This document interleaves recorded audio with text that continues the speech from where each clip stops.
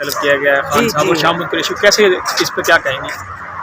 بس یہ کتنے لوگ ہیں، 3 کیس ہوئے نا ڈیسائیڈ. جی 3 میں فیصلہ آ گیا.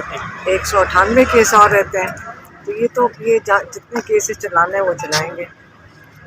الیکشن کے بعد بھی یہ سلسلہ جاری رہے گا؟ بھئی اتنے زیادہ کیسز ہیں، چلانے نہیں ہیں انہوں نے، باری باری کریں گے نا، ان کو مصروف رکھیں گے. آپ کو بھی نوٹس بھیجا گیا ایف آئی اے کی طرف سے؟ ہاں، وہ جو نوٹس انہوں نے صرف سوشل میڈیا پہ ایف آئی اے نے چلایا ہے، مجھے تو موصول نہیں ہوا. میرے خیال میں وہ ہے سائبر کرائم، ایک ڈپارٹمنٹ میں بھیجا ہے. تو میں ان سے سمجھنے کی کوشش کر رہی تھی، ہماری عمر میں یہ چیزیں ہمیں سمجھ نہیں آتی کہ سائبر کرائم کیا ہے. انہوں نے کہا جی آپ نے کوئی سوشل میڈیا پہ اشتعال انگیزی کیا ہے. اور دوسرا ہے دوسرے کس ڈپارٹمنٹ، اداروں کے خلاف نہیں، اشتعال انگیز تقاریر. جب وہ ہمیں پروف دکھا دیں گے، ان کا خیال ہے کون سی بات اشتعال انگیز ہے. اگر اس طرح لوگوں کو نوٹسز بھیجنے لگ جائیں تو ان نوٹسز کا بھی مذاق ہی بن جائے گا نا. ہم ہمیشہ سوشل میڈیا پہ آتے ہیں، اگر آپ اور لوگوں کی تقریریں سن لیں جو پولیٹیکل تقریریں اپنی طرف سے کرتے ہیں، وہ لیکن میں شرمناک ہے، کئی شرمناک تقریریں کرتے ہیں، ان کو شرم آتی ہے کہ ان کی تقریریں سن کے. ان کو وہ چیزیں تو بری نہیں لگتی، لیکن اگر آپ گھر سے نکل کر ہم اپنے بھائی کا دفاع کر رہے ہیں اور اگر یہ بھی جرم ہے تو ٹھیک ہے، پھر ہمیں بھی اس جرم میں جیل میں ڈال دیں.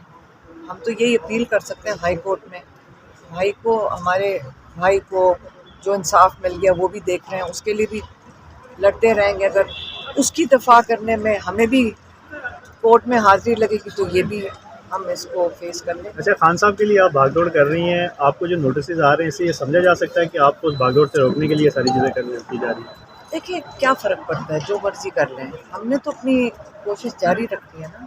ان کے لیے بھی یہ نوٹس دے دیں گے، سمجھ ان کو بھی شاید نہیں آئی، نہ مجھے آئی ہے، ہم دونوں کو ہی نہیں سمجھ آئی، نہ ادارے کو پتہ کیوں بھیجا ہے، نہ ہمیں سمجھ ہے کیوں ملا ہے. ابھی تو مجھے اس کی ٹرانسلیشن خود نہیں کرنی آ رہی، وہ کیا میری ٹرانسلیشن؟ وہ ہمارے سینئر نے کہا تھا نا نوٹس مل جاتا کافی نہیں ملا.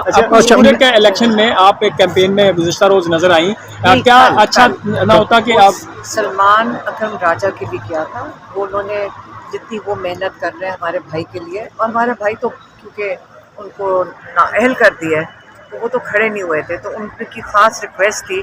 اور کیونکہ وہ اتنا محنت کر رہے ہیں عمران خان کے لیے اور انہوں نے آئندہ بھی کرنی ہے، تو انشاءاللہ ان کے لیے تو پھر ہم گئے ہیں. ووٹرز کی طرف سے کافی پازیٹیو اس کا رسپانس آیا، کیا ضرورت محسوس نہیں ہوئی کہ پہلے ریلیوں میں یا مختلف جگہ پہ عمران خان کی بجائے آپ لوگوں کو جانا چاہیے تھا کیمپین میں؟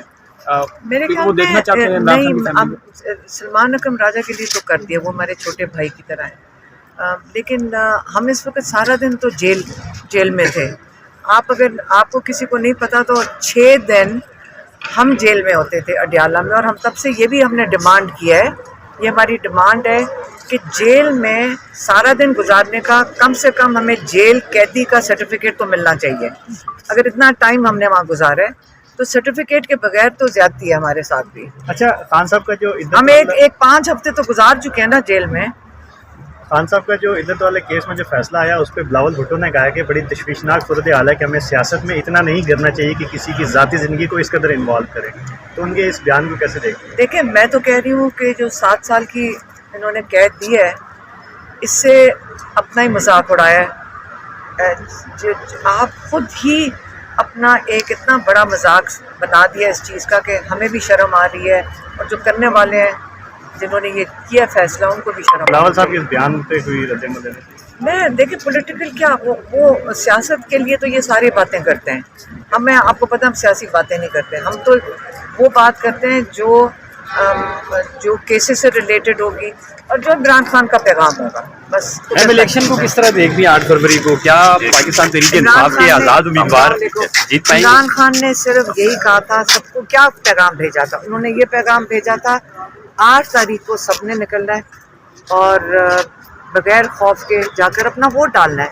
یہ ووٹ ہمارے لیے بڑا ضروری ہے کہ اس کی حفاظت بھی کرنی ہے. جب ووٹ ڈال کے لوگ نکلیں، عمران خان خاص تاکید کر رہے تھے کہ باہر آ کے آپ پولنگ اسٹیشن سے دور نہ جائیں.